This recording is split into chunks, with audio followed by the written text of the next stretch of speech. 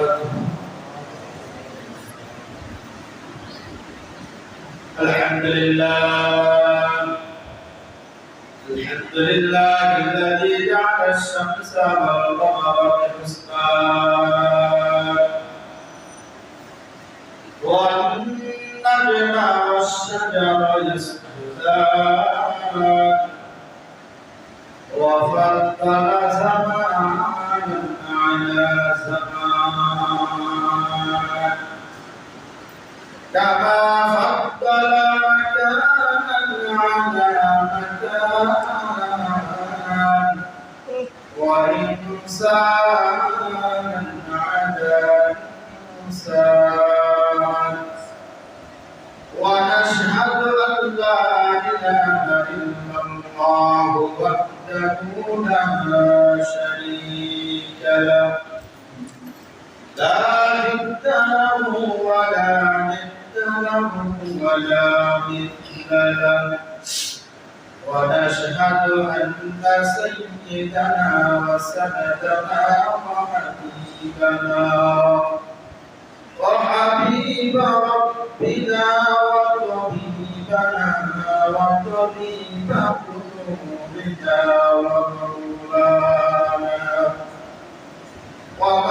ومولانا محمدا عبده ورسوله صلى الله تعالى عليه وعلى آله وأصحابه وبارك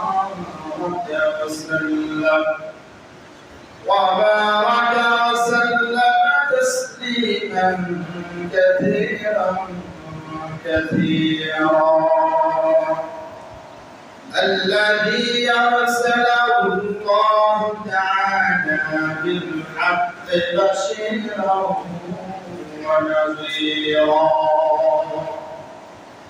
وداعيا إلى الله بإذنه سراجا وقمرا منيرا أما بعد فأعوذ بالله من الشيطان الرجيم بسم الله الرحمن الرحيم يا أيها الناس كلوا مما في الأرض حلالا طيبا ولا تتبعوا خطوات الشيطان إنه لكم عدو مبين وقال النبي صلى الله عليه وسلم لا تدخلوا الجنة جسد غذي بالحرام إن الله وملائكته يصلون على النبي يا أيها الذين آمنوا صلوا عليه وسلموا تسليما اللهم صل على محمد وعلى آل محمد كما صليت على إبراهيم وعلى آل إبراهيم إنك حميد مجيد اللهم بارك على محمد وعلى آل محمد كما باركت على إبراهيم وعلى آل إبراهيم إنك حميد مجيد سجودا رحمة للعالمين مسجد رشد يا زمين لا إله إلا الله لا إله إلا الله لا إله illallah, la ilaha illallah, la ilaha illallah, la ilaha illallah, la ilaha illallah, la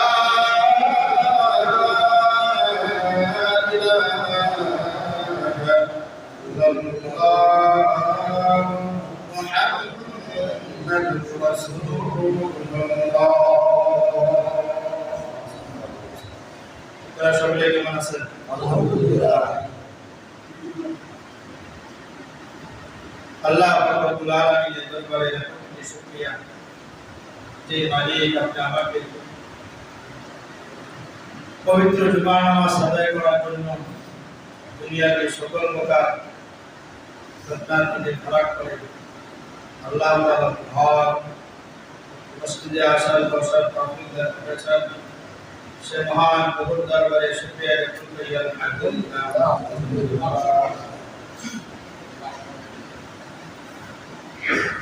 আসমানের মালিককে বলেন তো আল্লাহ, জমিনের মালিককে আল্লাহ,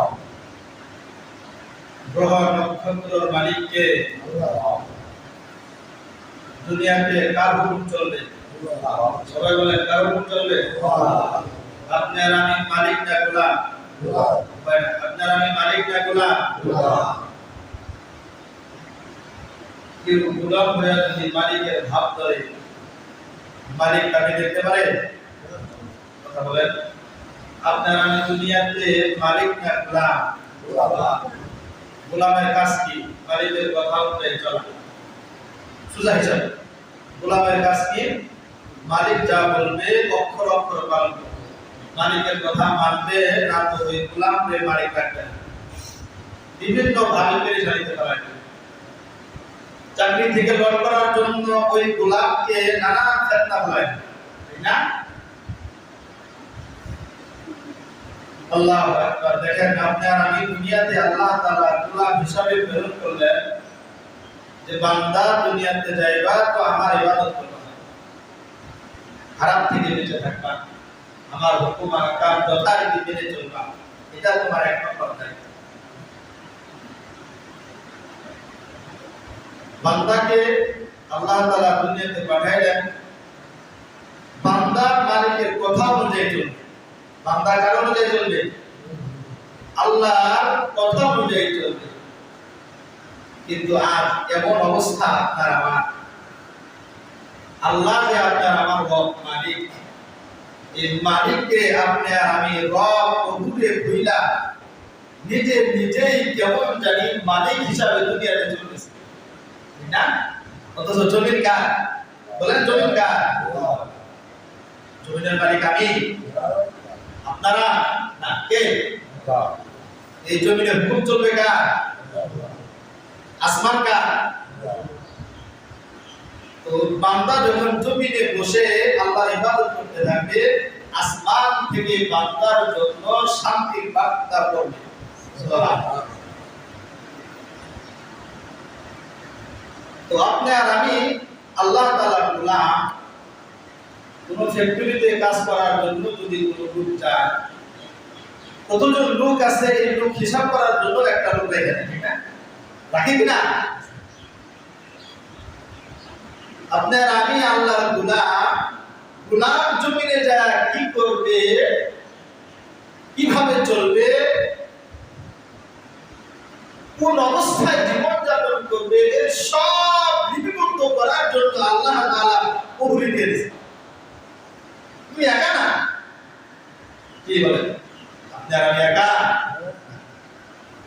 বান্দাকে অতি যত্ন আল্লাহ তাআলা বেশি মহব্বতে বানাইছেন জান্নাত দেওয়ার জন্য। কিসের জন্য? জান্নাতে যাবে আমার বান্দা। জান্নাতের কাজগুলো করে কিনা, কিভাবে জীবন যাপন করে, সদা প্রহরী আল্লাহ তাআলা দুই কাজে রেখেছেন। কিরামান কাতিবিনা ইয়ালামুনা মা তাফআলুন। বান্দা জমিনের বুকে কোন ভাবে বসবাস করে, বান্দা জমিনে মালিকের ভাব নিয়া চলে না গোলামের ভাব নিয়া চলে, বান্দা কখন কিভাবে জীবন যাপন করে, কতটা মিথ্যা কথা বলতেছে, বান্দা কতটা হারাম জীবন যাপন করতেছে, বান্দা মেধা দ্বারা কত মানুষকে বিভ্রান্তির ভিতরে ফেলতেছে, অক্ষরে অক্ষরে আল্লাহ তাআলার কবি করতেছি।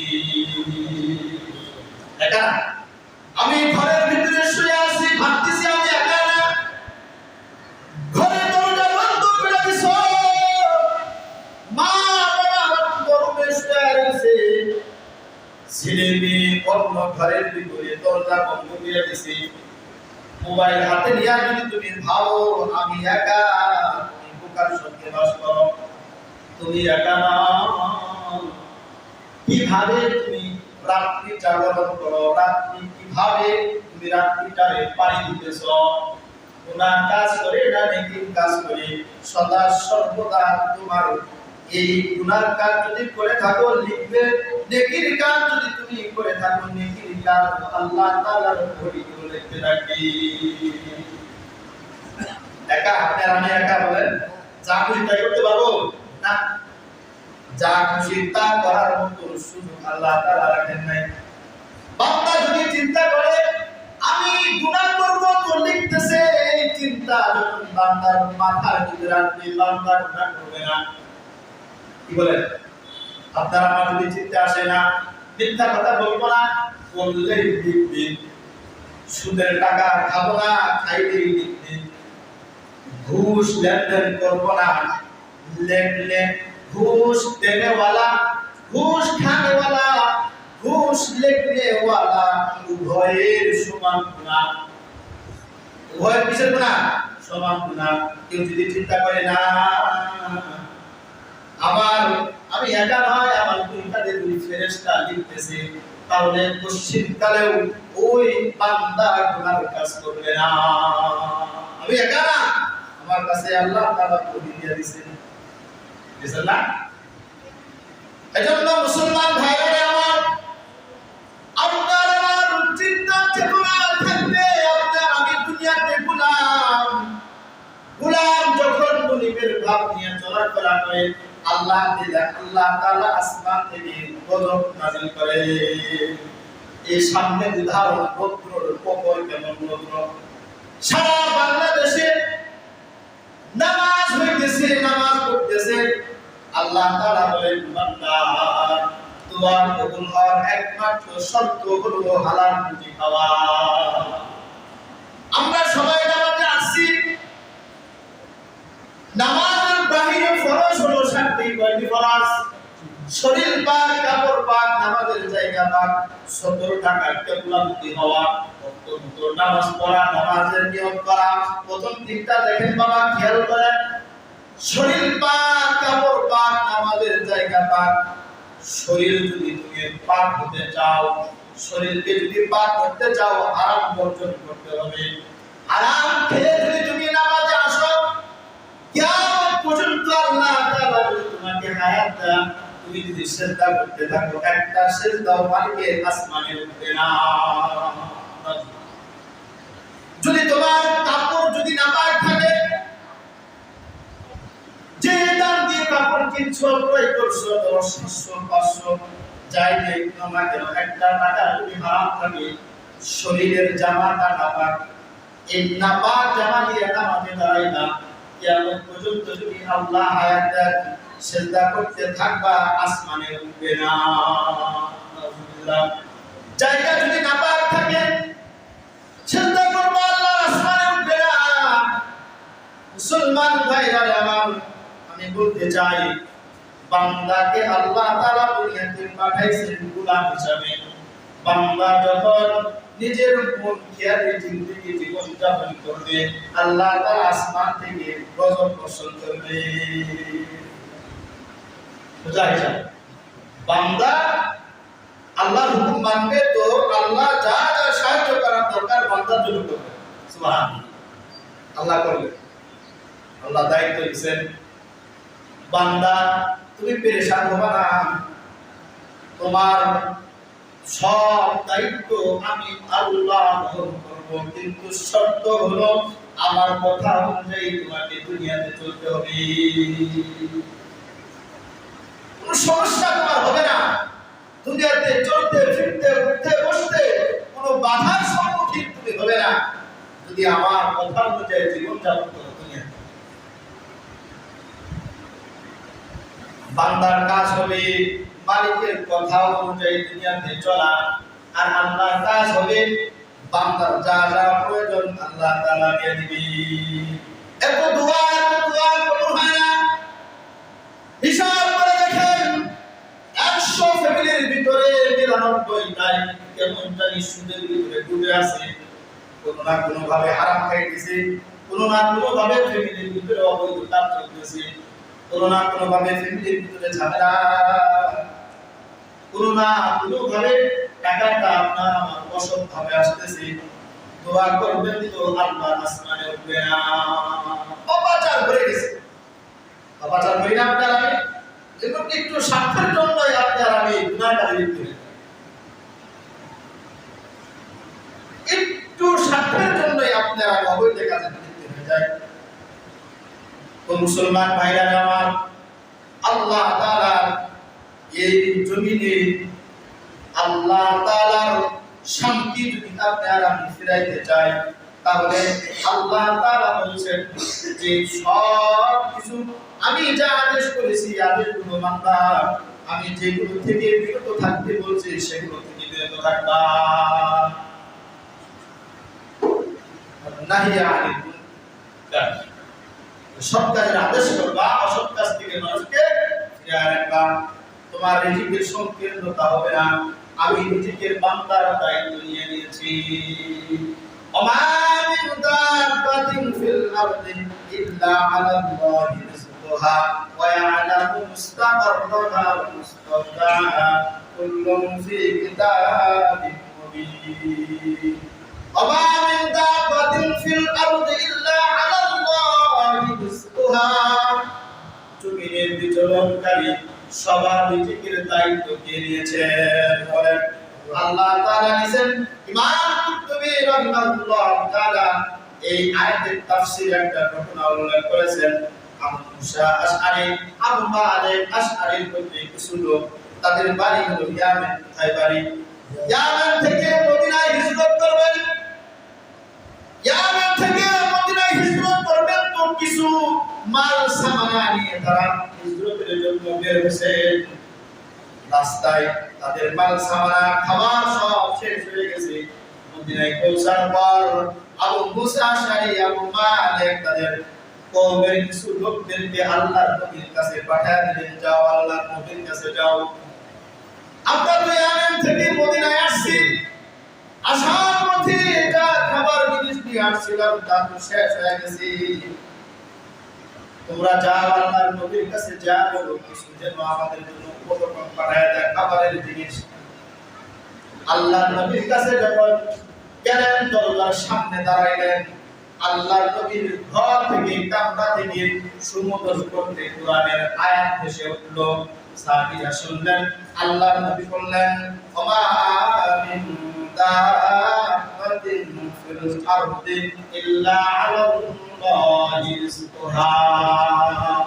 আল্লাহর নবী কে ডাক দিলেন না, দরজার বাহির থেকে আয়াত যখন শুনলেন তারা চিন্তা করলেন, হায় হায়, আল্লাহ তাআলা তো বান্দার জন্য আসমান থেকে খানার ব্যবস্থা করবেন, যেভাবে হোক বান্দা যখন আল্লাহর আনুগত্য করবে আল্লাহ তাআলা বান্দার খানার ব্যবস্থা করবে। জমিনে যারা বিচরণ করে তো সবার খানার দায়িত্ব দিয়ে নিয়েছেন বলেন? আল্লাহ তাআলা দিয়েছেন। তারা ফিরে গেলেন, আল্লাহর নবীকে আর বললেন না, আর আল্লাহ তাআলা তো বলছেন খানার ব্যবস্থা করবেন, আল্লাহ নবীকে না বলে চলে গেলেন তাদের পুত্রের কাছে। যা বললেন যে আল্লাহ খানার ব্যবস্থা, আপনার ধৈর্য ধারণ করেন, খানার ব্যবস্থা হয়ে যাবে। তারা তো ভাবছে যে দুইজন লোককে পাঠাইলাম, আল্লাহর নবীকে অবশ্যই তারা যায় বলছে যে খানা নাই, কিন্তু তারা ধৈর্য ধারণ করে বসে আছে। কিছুক্ষণ পর দুই লোক খাঁচা রুটি নিয়ে তাদের সামনে উপস্থিত। সুবহানাল্লাহ, তারা সবাই তৃপ্তি সহকারে খাওয়া পরে কিছু রুটি বেড়ে গেছে, বাড়তি হয়েছে। তারা চিন্তা করলো যে আল্লাহর নবী তারা ভাবছে আল্লাহর নবী তো আমাদের জন্য খানা পাঠাইছেন, কিছু বেশি হয়ে গেছে, এগুলো আল্লাহর নবীর কাছে পৌঁছায় দিন। আর দুজন লোককে পাঠায় দিলেন, আল্লাহর নবীর কাছে যাও, এগুলো দিয়ে আসো। আর যারা অসহায় তাদেরকে আল্লাহর নবী দিতে পারবেন, যাও। তারা চলে গেলেন, যা বললেন আল্লাহর নবী আপনি যে খানা পাঠাইছেন, এই সব খানা আমরা পরিতৃপ্ত সহকারে খাইছি, খানা বাকি হয়ে গেছে, আপনি দরবারে রেখে দেন। আল্লাহর নবী বলেন, আল্লাহর কসম আমি তো তোমাদের জন্য খানা পাঠাই নাই, রব্বুল কাবা বান্দার জিম্মাদারি, খানার জিম্মাদারি যে মালিক দিয়েছেন সেই মালিক তোমাদের জন্য খানা পাঠাইছি। সুবহানাল্লাহ। আশ্চর্যের বিষয় না, মুসা আলাইহিস সালামকে আল্লাহ তাআলা 40 বছর মান্না সালওয়া আসমান থেকে খাবার আল্লাহ তাআলা খাওয়াইছেন। সুবহানাল্লাহ। ঈসা আলাইহিস সালামের উম্মতদেরকে আল্লাহ তাআলা খাটাই খাওয়াইছেন। কিন্তু আপনার আমার আল্লাহ তাআলা মেধা দিয়েছে, বুদ্ধি দিয়েছে, কর্মসংস্থান ব্যবস্থা করে দিয়েছেন। আল্লাহ তাআলা জায়গায় জায়গায় কর্মের একটা ব্যবস্থা করে দিয়েছেন। ফাইদা কুদিয়াতুস সালাতু ফান্তাশিরু ফিল আরদি ওয়াবতাগু মিন ফাদলিল্লাহি ওয়াযকুরুল্লাহা কাসীরান লাআল্লাকুম তুফলিহুন। বান্দা নামাজ পড়ার শেষে তোমরা জমিনে বিচরণ হয়ে যাও, জমিনে ছড়িয়ে পড়ো। নামাজ শেষে তোমরা আল্লাহ তাআলার অনুগ্রহ সন্তানের জন্য জমিনে ছড়িয়ে পড়ো। নামাজ পড়ার পরে কোন কাজে বেরোতে হবে? সংসার চালানোর জন্য তুমি বের হও। আগে প্রথম কি বলছেন আল্লাহ তাআলা? ফাইদা কুদিয়াতুস সালাত, আগে নামাজ আদায় করো, তারপরে বের হও। কি বলেন? আপনার আমি নামাজ না পড়া কাজের সন্ধানে বের হই, সংসারের ভিতরে বরকত নাই। কি বলেন? আল্লাহ তাআলা বললেন একটা, আপনার আমি করি উল্টা। আল্লাহ বললেন নামাজ পড়ে তুমি তোমার সংসার চালানোর ক্ষেত্রে যা উপার্জন করার দরকার সে উপার্জনের ক্ষেত্রে বাইরে হও। তোমার ক্ষেত খামারে কাজ খরচ করো, ফজরের নামাজ পড়ে বের হয়ে যাও। যেসব জোহরের আযান দিছে, ক্ষেত থেকে এসে বা ক্ষেতের জায়গায় নামাজ পড়ে আবার তোমার কর্মস্থলে ঢুকে পড়ো। আমরা নামাজের প্রাধান্য না দিয়ে কাজের প্রাধান্য দিই, ঠিক না? এজন্য তো আপনার আমার ভিতরে বরকত নাই। আল্লাহ তাআলা কালামুল্লাহর ভিতরে বলেন, ইয়া আইয়ুহান নাসু কুলু মিম্মা ফিল আরদি হালালান তাইয়্যিবা ওয়া লা তাত্তাবিউ খুতুওয়াতিশ শাইতান ইন্নাহু লাকুম আদুউম মুবিন। আল্লাহ তাআলা বলেন, ও লোক সকল, ইয়া আইয়ুহান নাস কুলু মিম্মা ফিল আরদি হালালান তাইয়্যিবা, পৃথিবীর ভিতরে তোমরা এমন খাদ্য খাও যেটা পবিত্র এবং হালাল, পবিত্র এবং হালাল খাবার। ওয়ালা তাত্তাবিউ খুতুওয়াতিশ শাইতান, শয়তানের পথ পদক্ষেপ অনুসরণ করবে না। ইন্নাহু লাকুম আদুউম মুবিন, নিশ্চয় শয়তান তোমাদের প্রকাশ্য শত্রু। আল্লাহ তাআলা বলেন নামাজ পড়ার পরে জিকিরের সন্ধানে বের হও। আপনার এজন্য ফসলের ভিতরেও বরকত তেমনটা পাওয়া যায় না, ব্যবসার ভিতরেও বরকত আসে না। হ্যাঁ, শুধু হাই হাই করে হাই এত টাকা উপার্জন করি, টাকা যায় কোথায়? তাই না? শুধু এই টেনশনে করি এত টাকা উপার্জন করি, টাকা যায় কোথায়?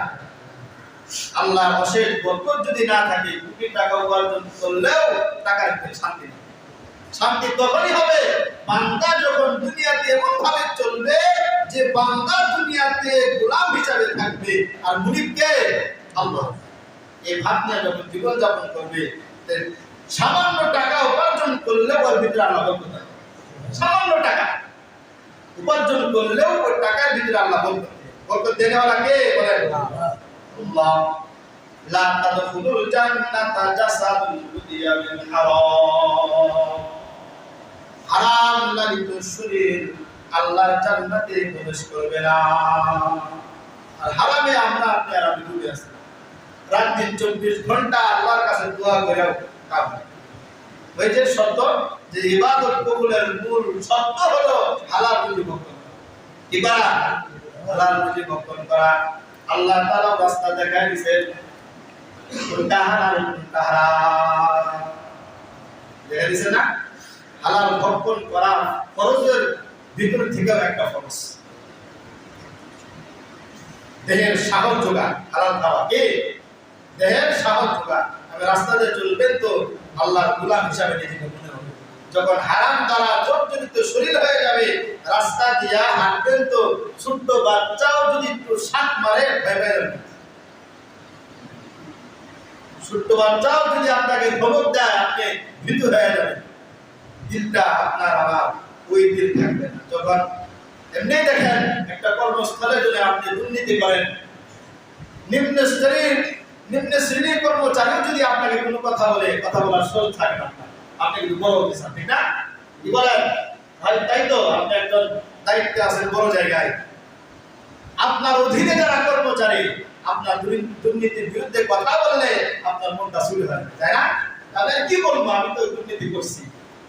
এজন্য মুসলমান ভাইরারে আমার, আল্লাহ তাআলা হুকুম যখন আমরা বেশি লঙ্ঘন করে ফেলাই, তখন আসমান থেকে আল্লাহর গজবের কিছু লিখে আপনাকে আমাদের উপরে দেখান। এত এসির ভিতরে এত ভাবেও আল্লাহ তাআলাকে ডাকতেছি, কিন্তু বৃষ্টি আসে। আপনার আমার দোষ, কার দোষ? জাহারাল ফাসাদা ফিল বাররি ওয়াল বাহর, জলে এবং স্থলে যে বিপর্যয়গুলো আসে সেটা আপনার আমার হাতের কামাই। কিসের কামাই? আপনার আমার হাতের বরকত। আপনার আমার গুনাহ বেড়ে গেছে, চিন্তা করেন ফ্যামিলির ভিতরে আজ থেকে এমন তওবা করেন, আল্লাহ হারাম টাকা ফ্যামিলির ভিতরে ঢোকাবো না। আমি যদি হারাম টাকা খাই, আমার সন্তানগুলো এই হারাম টাকার দ্বারা শরীর গঠন হবে। খাওয়ার দ্বারাই তো শরীরে সঞ্চয়, শক্তি সঞ্চয় হয়, কি বলেন? এজন্য আজকে থেকে আপনারা তওবা করে, আল্লাহ আপনার আমার উপরে গজব দিয়েন না। আমার ফ্যামিলির ভিতরে পশ্চিম কালেবার হারাম করবেন। আমার ফ্যামিলির সবাই যেন আল্লাহর আওলা হয়ে যায়, আল্লাহ পাঁচ ওয়াক্ত নামাজ পড়তে পারা হয়, শুধু শুক্রবারে নামাজ না। কি বলেন? এটা আপনার আমার দায়িত্ব। গোলাম হিসাবে দায়িত্ব কি? আল্লাহর হুকুম মানা। আল্লাহ তাআলা যেন আপনি আমাকে গোলাম হিসাবে দুনিয়াতে জীবন যাপন করা এবং হালাল রুজি ভক্ষণ করার তৌফিক দান করেন। আখির দাওয়ানা আলহামদুলিল্লাহি রাব্বিল আলামিন।